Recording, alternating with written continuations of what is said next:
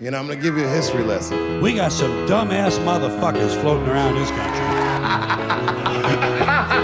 Start laughing! And when I do, start fucking. Also, y'all did some nasty-ass jokes on my ass, too. Funny jokes and unfunny jokes come out of the same birth. You fucking guys are unbelievable. Why are you laughing? Evening, everybody. Welcome to another episode of Why Are You Laughing from the Vaulted Podcast Studios in Pawtucket, Rhode Island. And today I'm pleased to introduce you to Tim the Toolman Taylor, or as you may know him, Tim Allen, of course. Tim Dick. I found Tim Allen to be a fascinating story for a couple of reasons that we'll get into in a bit. But it's also interesting because now we have Mike Harris here along with Matt from Rhode Island, who I guess is a big Tim Allen fan. Huge. So hopefully you'll be able to fill in the blanks, because then I found some of his life. I think he's a very interesting guy, and it's funny that like learning about him, I want to shit on his career less and less than I did when I started researching like the episode and everything. But we'll start early on, just quickly. He grew up. Everyone associates him with Michigan and Detroit, but he did grow up in Colorado until his dad tragically died. His father's death was a horrible story. They were in, I think so Tim Allen was not there, but some of his family, I believe like some of his siblings were, he grew up in a big family. They were at some college football game. And on the way home, Tim Allen's, the car got hit by a drunk driver. And I guess everyone in the vehicle was fine except Tim Allen's father, who passed away. And then so Tim and his family obviously moved to Michigan. This was interesting. I don't know what old mom was doing, because she got remarried only 2 years later with her high school sweetheart in Michigan. So there's a little gray area there as to what was going on. But it was interesting. And, the part of the reason I included all of this is because that's obviously a horrible story and very sad, but also not just losing his father, who he seemed very close to as a child, but also just moving schools. I heard him talk about this on Marin. The idea of moving, like he was a popular kid in his school in Colorado. So then when he moved to Michigan, he didn't know anyone. He's the outcast and the weirdo. And I'm surprised we haven't talked about this yet. Maybe we did a little bit on the Rodney Dangerfield episode. But like that is what breeds comedians, is being outsiders and outcasts and weirdos and feeling excluded. So it's not surprising when you hear comedians that moved around a lot or didn't have a group of friends in high school and everything. Like that's indicative of a lot of, that's how you breed comedians, basically. I also think it's kind of maybe not funny, but interesting that his dad was killed by a drunk driver. Well, hang on. And that booze and cars were two vital aspects of his personality. That is interesting. Yeah, well, that sort of stuff shapes you in strange ways. Really weird ways. Yeah, that's interesting. That's funny. Then, I mean, let's fast forward to the entire reason I did this episode. The reason I found Tim Allen to be such an interesting character and worth doing an episode about, and in reality, there's a lot of reasons to do Tim Allen, but the one I found so interesting, and I think now we've gotten to the point where like diehard comedy fans know this, and if you're interested maybe in like celebrity gossip type stuff, you've probably heard this, but I still don't think the majority of people know this about Tim Allen, who was on the list of America's dads in the 90s. Yeah. Tim Allen was arrested for drug smuggling.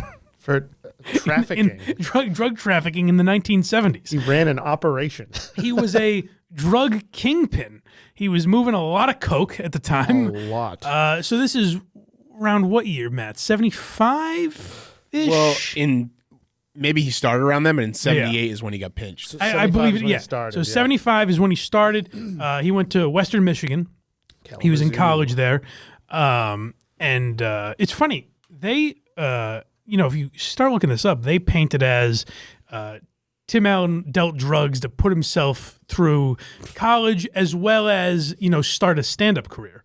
But then you hear Tim Allen tell the story. That's not true. That's not what happened at all. He was dealing drugs. He got more and more money from it, and he had no interest in stand-up comedy in particular. Like, that's not to say he wasn't interested in listening to stand-up comedy, but the thought of performing stand-up comedy wasn't in his mind.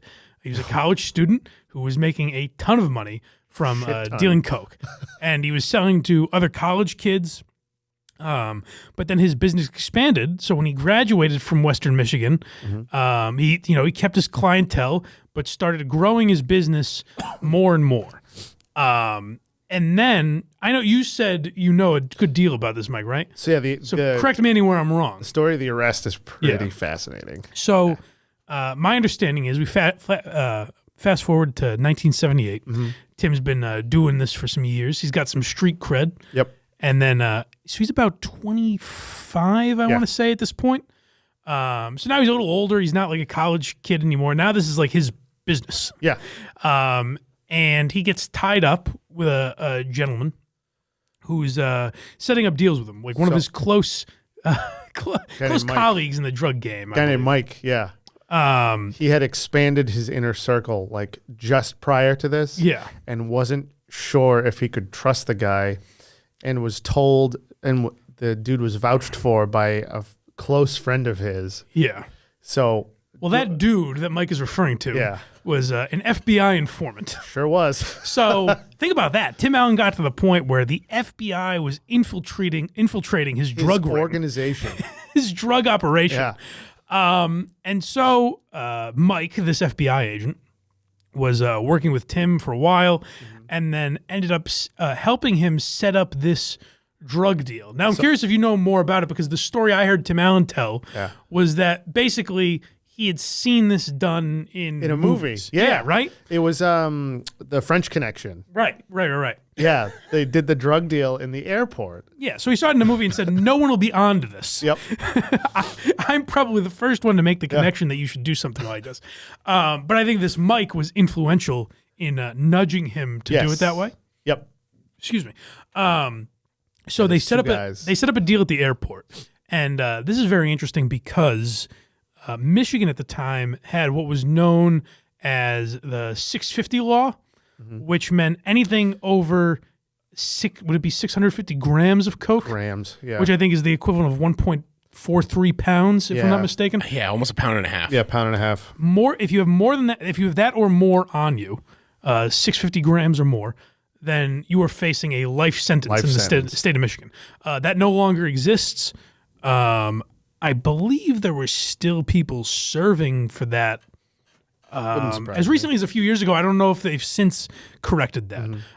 But that law does not exist in Michigan anymore. But at the time it did. So Tim Allen got pinched at the airport. Basically, the setup was that he was meeting Mike at the airport. He had to go drop off a duffel bag in, I don't know, one of the lockers they had there, something, storage locker. He dropped off the duffel bag. Mike goes and checks the bag, and the second he sees that, yes, in fact, there is coke in there, then police swarm the place. Well, the story is so weird, though. Like, it's like so counterintuitive, the process. Like, you could tell it was a cokehead that, like, set it up. Yeah. Because, like, so he goes in and he puts the bag in the storage lock. He sees the guy in the hallway who he's supposed to be making the deal with. Yep. Goes and drops the bag off. His buddy goes and sits down. He walks over to the bathroom, hands the guy the key, like, on the sly. Yeah. The guy goes in, picks up the coke, comes out with it, and is supposed to hand him a bag of money. Which is just like defeats the whole purpose of like this clandestine operation they have going. Right. And the guy walks over, pulls out a gun, and says, "Hey, you're both under arrest for this." And then the cops had been waiting for them outside. So it's wild. Just it's so crazy. It is so wild. And then even more wild than that, now Tim Allen's facing a life sentence. Yeah. Potential. And I actually have a buddy who was in a similar situation, not facing life in prison, I don't think, but a much longer sentence, who was the head of a drug operation, a drug kingpin, if you will. And I don't know the circumstances of that one, but I do know that Tim Allen was put in this type of situation and said, "All right, whose name do you want?" Yeah, exactly. Just snitched away. Which I got to say, you know, it'd be the cool tough guy thing to be like, "What a pussy." That's what I'm doing. If I ever start a drug operation and I get pinched, whose name do you need? I'm selling out everybody because I'm not facing, particularly if you're facing a life sentence. Life sentence? Yeah. That's pretty wild. And Tim Allen's only 25 at the time. Yeah. And I think he's at the stage of his life where clearly he made that his career. You know what I mean? Like that was, I assume, not just a small income for him, but making him a lot of money. But he is only 25 years old. So I think you're in the situation where you're like, I'll deal coke in college, and then, that'll get me through to my life, whatever I'm going to do. He sets himself up a 401k. Yeah, right. He lives an honest life. And then you get so involved in it that, you kind of lose track of that. And I think Tim Allen talked about that a little bit on Marin. Yeah. So he started drinking when he was like 12, too. I know, That's the whole thing. That story's crazy. Yeah, so he did live. It's funny because I think he lived like his, not that this matters, but like he was from like a middle class family and everything. So it's not like he was, on the streets or poverty. anything. But he did, and I grew up in East Longmeadow, which is a pretty well off white town as well. But I knew a lot of kids that would get hooked up in this, in that type of shit, and it's very easy to get. It might even be more easy to get lost into that world. Suburbs are boring. In a suburb, because they're boring. It's not as prevalent there, so you don't know other people that this has happened to, things like that. And you don't know what to look for if you do have a problem. You're not as street smart. Yeah. But let's hear Tim Allen talk about that a little bit on Marin. And I was lost. So you're heading into a life of crime? Yeah, I didn't realize that's what I was doing. It went. You get into it's like I relate to those movies where all of a sudden you turn around and go, "Am I going to be doing this the rest of my life?" and it's a terribly stressful existence. What crime? Drugs. Yeah. Yeah. So, by the way, Marin's being a little shitty there, and I think Tim Allen didn't care for it. And Tim Allen in general didn't like talking about this. Well, yeah. Which I used to think was like, oh, fuck you, be honest. It should be in your comedy, all that. But I think Tim Allen is so removed from that. Like in our minds, it's such a wild story where it's like, how does that not impact your entire life where you're talking about it all the time? Because when I think of Tim Allen, that's all I want to talk about is the fact that he was a drug trafficker. In his mind, he's like, hey, I was on the Tonight Show. I had a Showtime special. I was Buzz Lightyear. I was the Tool Man. Yeah. Why can't we get past that? Jungle to Jungle. Right. Yeah, sure. All the greats, all the hits. So Tim Allen, you hear him there though. I do wonder if it was quite that innocent, because you're breaking the law. It's not some completely. I like the way they kind of try and spin it years later, but. Yeah. I mean, coke was such a thing back then too. Like, everybody's making money off of that. It was. I wonder if people almost looked at it as like weed when we were growing up, where they're like, "Yeah, it's illegal, but everyone does it. Who gives a shit?" I think it was part of that, but then you think about it, and like these nowadays, everybody knows. Like back then, it was fucking the Medellin cartel and like all the shit, and like.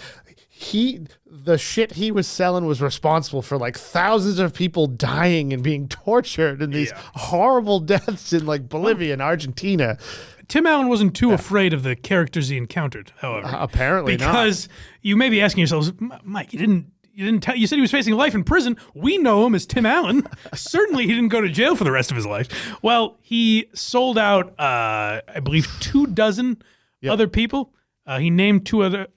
I'm sorry. Yeah. He may have named more than that. Yeah. His cooperation led to nearly 24 arrests and the conviction and sentencing of 4 major drug deals, which was the key. So Tim Allen basically took down Western Michigan drug dealing, 4 arrests of kingpins, or the conviction of 4 kingpins, and there is a weird video. I didn't include this. Because I am 99% sure it's a hoax. But the internet is trying to convince me that this is real. There's a video, like a sketch online of the families of the people that Tim Allen, why do I keep doing that? Tim Allen put away, being like, hey, like joking that, well, I was always mad at Tim Allen until I saw Home Improvement. I really don't think it's real, but there's like a 1% doubt in my mind where I'm like, those people seem like they could have gone to jail for it.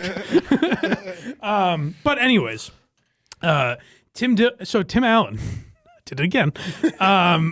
Went to jail for, I believe, 2 years and 4 months. Yeah. And then served another 6 months of probation. Yeah. So pretty minimal when you're considering the possibility of life in prison. He was able to shake that off pretty quickly. And meanwhile, while this is all happening, in 75, he started comedy on a dare and graduated college. Yeah. So the story has it. He played, I believe it was Marty Ridley's, I think is the name of the place in Detroit, where like his friends would hang out and stuff. And one of his buddies dared him to go up and do stand-up. And, legend has it, I think he performed stand-up a little more than once. Mm-hmm. But at some point during all of this, Marty Ridley or whoever was running the club at the time said, hey, we love what you're doing here. You're killing. We'd love to, make you a regular, have you back more often. And he goes, well, funny thing, it's not going to be for another couple of years. So he started stand-up like right before he went to jail, and he got some acting roles in like local commercials and things like that. So he was getting into entertainment shortly before. I do wonder if he didn't get arrested, how that transition would have gone. Like, would he have moved to L.A. and been the guy that hooked everyone up with coke? Yeah, would he have completely abandoned it? Like, that's fascinating to think about how that would have impacted his career. But what's also amazing is, like I said, I don't believe most people know that about Tim Allen now. Certainly, no, I don't think anyone knew it when he was on Home Improvement. Well, anybody who's ever read "Don't Stand Too Close to a Naked Man," well, there were 4 people in particular that knew it before Home Improvement. There were 4 people that were muttering Tim Allen's name every day that knew about his past. But most Americans did not know about that world. But he was able to shake that off when he was done with probation. He moved to Hollywood, California, and 1981. And he, like a lot of other people, Letterman has talked about this as well, where the path of comedy was very easy for a lot of guys. If you didn't grow up in New York or Los Angeles, then the way you became a comedian was you watched The Tonight Show and you heard Johnny Carson say every week, this guy, you can see him at the Comedy Store. And so guys like Tim Allen and David Letterman and Bob Saget and all these guys said, all right, well, I guess I'm going to the Comedy Store. So Tim Allen showed up. And, I was trying to find him saying that this was a Mitzi Shore idea. He spoke highly of Mitzi Shore and everything, but I couldn't find him say this. But remember when we talked about the Comedy Store, we talked about Mitzi Shore's sometimes questionable ideas that sometimes worked for people. Yeah. And so if you don't know Tim Allen's early stand-up, like he would go on stage in a shirt and tie with a tool belt around his jeans. And that was the gimmick, is that like he was the man's man. Yeah. And he'd say men are pigs, but then he would talk about how, great men are, basically, and fuck you, ladies, which at the time was cool. It was like, hey, he's giving him the business. He's telling him to get back in the kitchen. It was fun. But he did have that sort of gimmick to him, which I do wonder if that came from Mitzi Shore. And he also had the grunt that we now famously know. Yeah, we all know that. Which was sort of a gimmick, and that always made me look at him as kind of a hack. Like I thought that was his, get her done or whatever, like his little catchphrase. When I was watching his stand-up, Tim the Tool Man, Larry the Cable Guy. Yeah, right. When I was watching his stand-up, I was like, for the '80s, I don't think he was a hack. Yeah. Like now it's easy to look back at that and say like, oh, we get it. Men and women are different. Who would have thought? But that was very of the time. Yeah. Actually, I think we have a little bit of stand-up, right? We do have some grunt, yeah. Let's hear some of the grunt. Men are pigs, right, ladies? Yeah. Yeah, right. Yeah, just too bad we own everything. I'm kidding. My mom always called us pigs, boy. 7 boys, you little pigs. You little red-butted monkey little pigs. All you do is shit and eat. That's all you do. She said, don't even bother speaking. Just grunt like the pigs you are.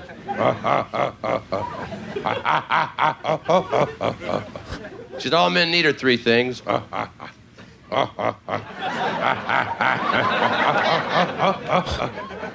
don't think your old man grunts? Give him a steak, honey. You like that? You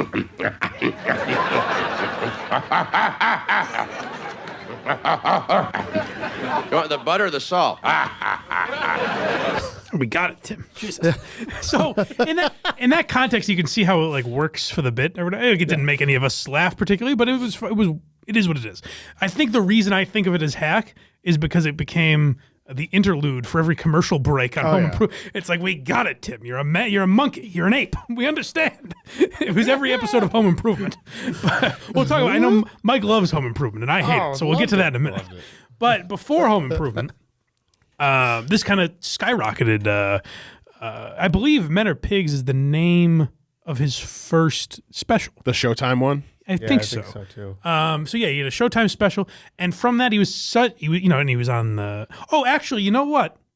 I take that back. I forgot one of the main parts. He was not on the Tonight Show until Home Improvement. So his goal was always to get on the Tonight Show. Mm-hmm. But I forgot. I always thought of him as one of the guys that he was on the Tonight Show and he got famous. That was not the case for Tim Allen, as much as he wanted to be. He got on maybe the last 1 or 2 years of Carson, when Home Improvement was a hit, but he never got to do stand-up on there. Not in the early days, anyways. So I did find that interesting that, while the road everyone said was Carson at the time, he was a guy more like Dice or Kinnison or people like that had a cable special. He had a Showtime special, and that got him movie offers, which he turned down, but he parlayed that into Home Improvement. He said, what if I give you this TV show? And that was very of the time, where he was one of the first to do that led to Ray Romano and Paul Reiser and guys like that. Yeah. He was one of the first. I don't know that he was the first. Pitch his own show? Not just pitch his own show, but like have an act where this was very 90s. Yeah. Where they said, I mean, Seinfeld had a lot to do with that.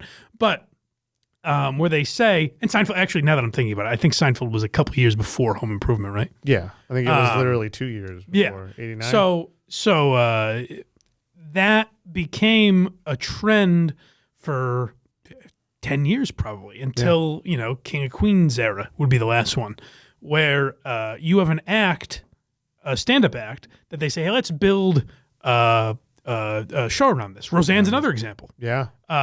Cosby. I mean, there's a million where it's like, oh, you have this act where you're the wholesome family guy, or you're the mom of a, white trash family like Roseanne, or you're the pig husband who loves cars and tools. Yeah. And that was Tim Allen, and that's how he got a show, and that resonated with America in such a huge way, to the point where I think Home Improvement started in 91, and then in 94, there was a week in November of 1994 where that week Tim Allen had the number one show, obviously, Home Improvement, the number one book on the New York Times bestseller list, which was Don't Stand Too Close to a Naked Man, which was his autobiography. It's really a funny, objectively funny title, I think. And the number one movie with the Santa Claus. He's the only person to win that Triple Crown. Yeah. No one else has ever done that. So Tim Allen was a monster in the 90s. And so the Santa Claus was like the Christmas movie of that decade. It was great. So he's huge with children and families. Then he gets Toy Story, which him and Tom Hanks, obviously. That Toy Story was a monster. That was probably the biggest movie of my a year later childhood. 95. Yeah. 95. Crazy. Yeah. So Tim Allen is in some of the biggest things ever.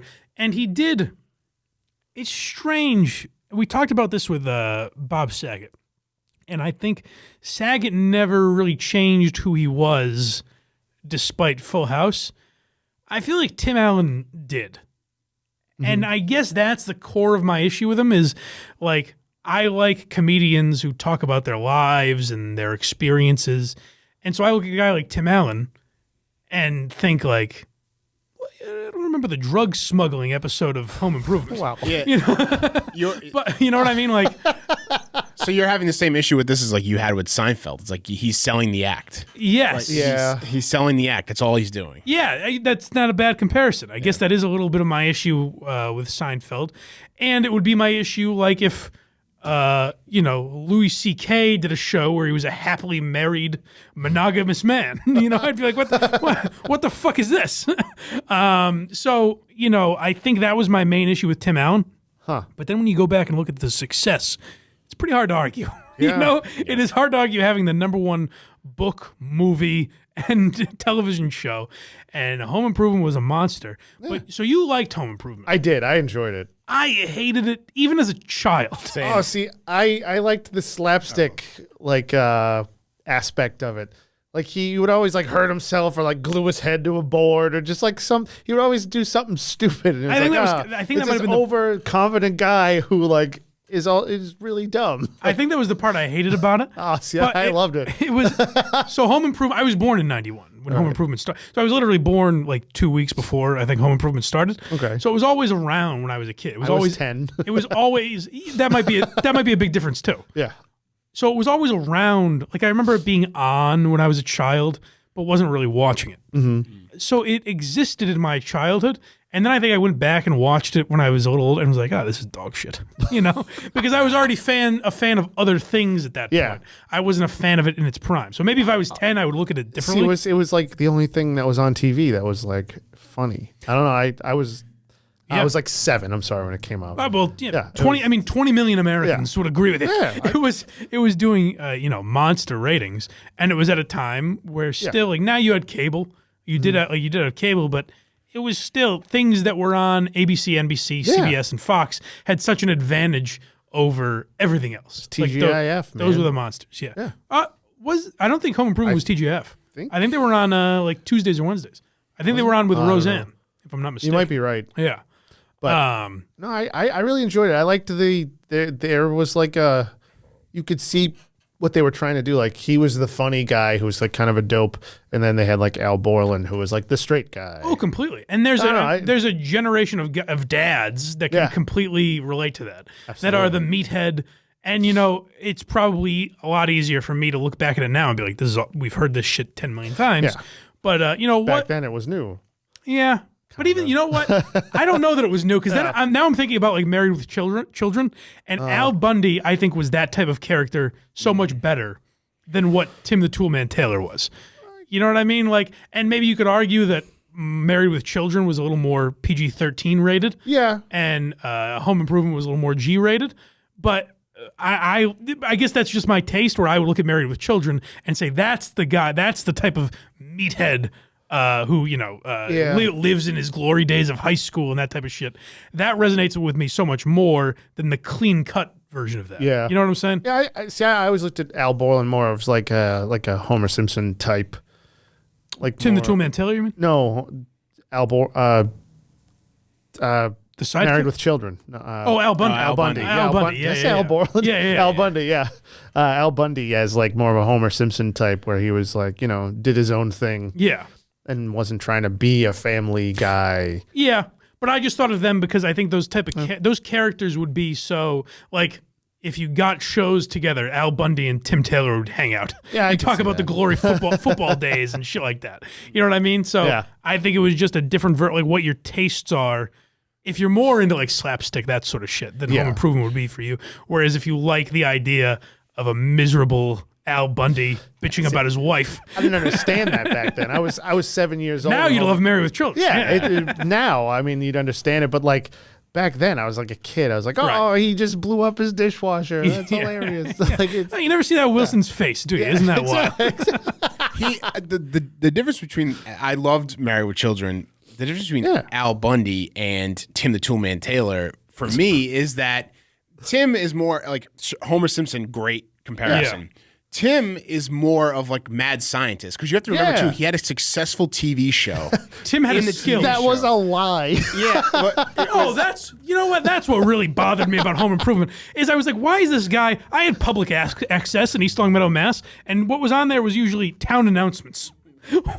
Why was this show so successful? Oh, it wasn't a public access show. It was a network TV show he was on. It was no, it was local to Michigan. It was local. Yeah, it was. But This Old House was local to Massachusetts. And everybody knows it was on Bob Vila Fox 25 or something. It's sold ads. Yeah. All right. And that, he was dumb, but he was also he knew what he was doing, but he always went in with a blind confidence that was like admirable. Yeah. Maybe that's why I like Al Bundy more. And He Al Bundy speaks to fits people for shoes. the lifeless degenerates. Right. It's a different, different but the same. Yeah, exactly. Yeah, no, that's a good point. But yeah, that's what I think. That's the main thing that bothered me. As I was like, he wouldn't be this famous. He wouldn't be getting a. So they wrote in Tim Allen in real life got an honorary doctorate from Western Michigan. Yeah. They wrote that into an episode. I was like, they're not honoring fucking. Yeah, but you know who he's like, and this might not hit for you guys, but it might. Are you familiar with Nick, Ron, and Pete? No. The Cardi's furniture guys? Oh, in Rhode Island, they are celebrities. Okay, so you're telling me Bernie and Phil would get an honorary doctorate from BU. Totally. Or Elliot from from Jordan's Furniture. From Jordan's, yeah. Yeah, okay. All right. I'm willing to buy that. Is it only in New England where buying furniture is a carnival-like experience? It's an event. Like I hate every second What of it. is it? Like, we have a movie theater and We're keeping you in popcorn. It's bizarre. It's the strangest thing in the world. Well, that's now you put Tim Allen in a furniture store. Now I'm watching. Now I understand his fame and fortune. You didn't enjoy his bulb blaster gag where right? he put bulbs from rose bushes into a gun and shot them into the ground rather than taking them in. That's right. He always did like ridiculous shit like that. So great. The Binford 6100, whatever the fuck. Yeah. You know what else is weird is that kind of launched. You forget Home Improvement launched Pam Anderson's career. Yes. Which Lisa. Boy, were the 90s a time where you could she's hot. Isn't that something? Yeah. Heidi and Lisa. Heidi. There's a blonde with big tits. Isn't that interesting? and every episode with her in it, there was a joke to her being hot. Oh, yeah. Now you want to make Married with Children comparison. That's their version of Kelly. Kelly, yeah. Christina Applegate walking in a half shirt. Yeah. It's like, oh my God, a woman with tits. Can you believe it? Not anymore. Jesus Christ. Oh, God. For the folks at home, Christina Applegate had breast cancer. if you didn't get that joke.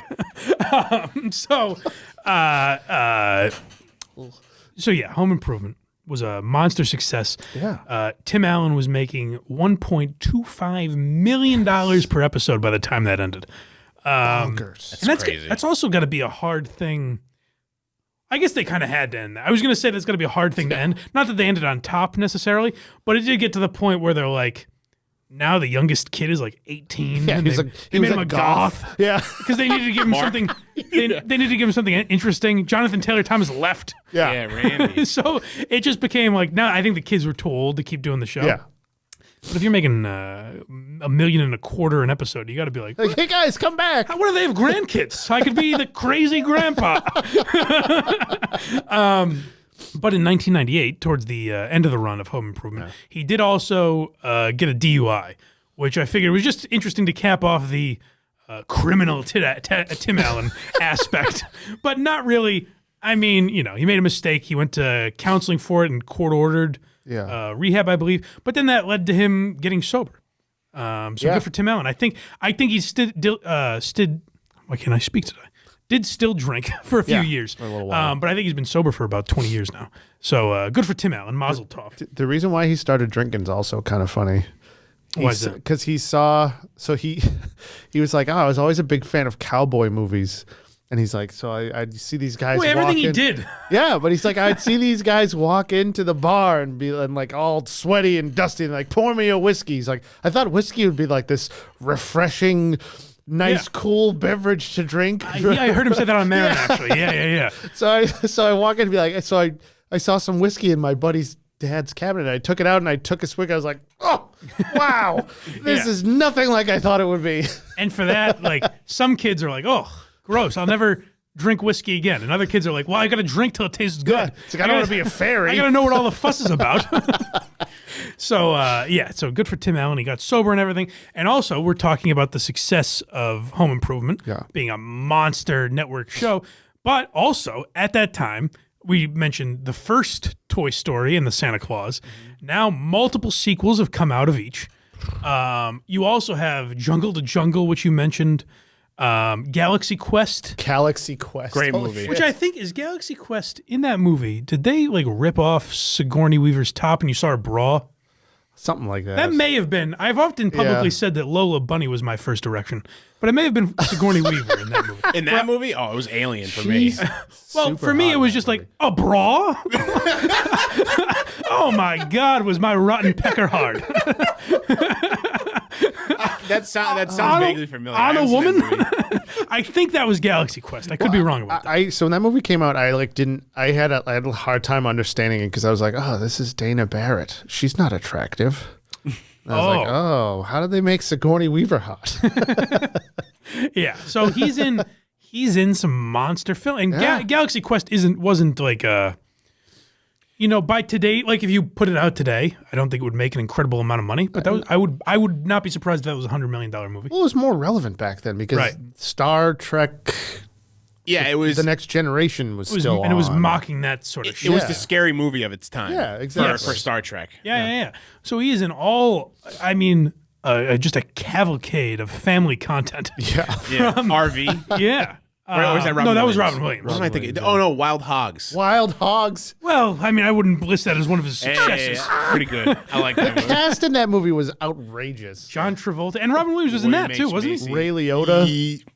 It was John Travolta. Tim Allen. It was Ray Liotta. Oh my God. Was it Ray Liotta? Yeah. Oh, and I gotta look at this last one. It was 4 motorcycle riders. Wasn't it? Oh, Wild. You know what? Maybe I'm Wasn't thinking it Martin. There was Wild Yeah, it was Hogs. Martin. And there was also there was also Old Dogs was another one. Old Dog. He did a stretch of rhyming movies for some reason that were all bombs. But Matt from Rhode Island liked him, I guess. So that's good. A feather in his cap. Yeah, I like that. But yeah, so he's in a ton of monster hits, and then you don't hear about him for a while. He was in Toy Story, obviously, which came out every few years. It felt like there was a new Toy Story, but it wasn't like he wasn't the crazy star that he was for a while. You didn't really hear about him. And then Last Man Standing came out in 2011, and that wasn't, it didn't have the.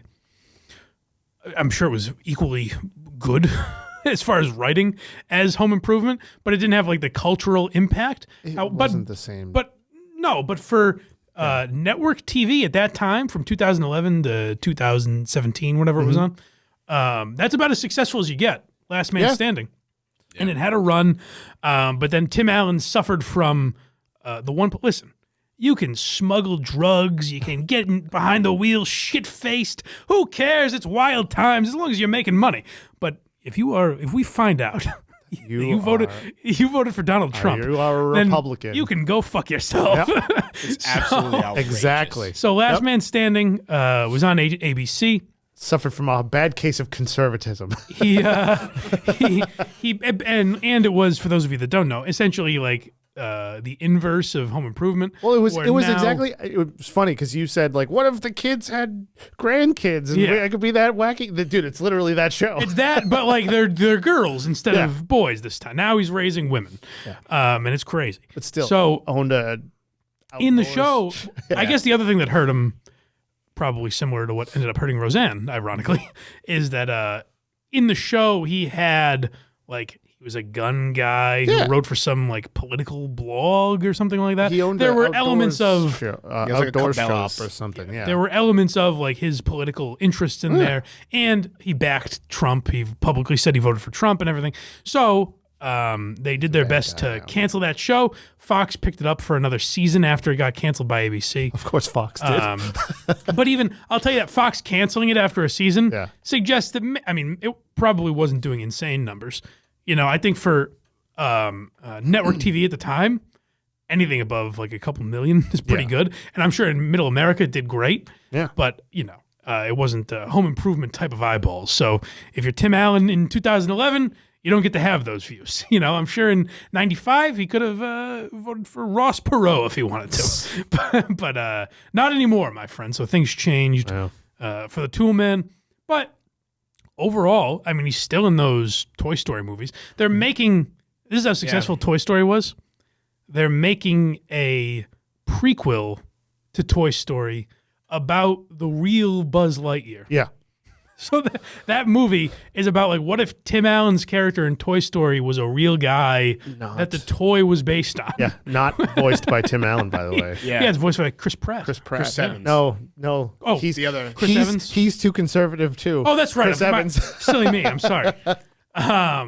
So yeah, all in all, Tim Allen sneakily, and I hate when people say that, but I think it applies here, sneakily had one of the most successful careers in comedy history.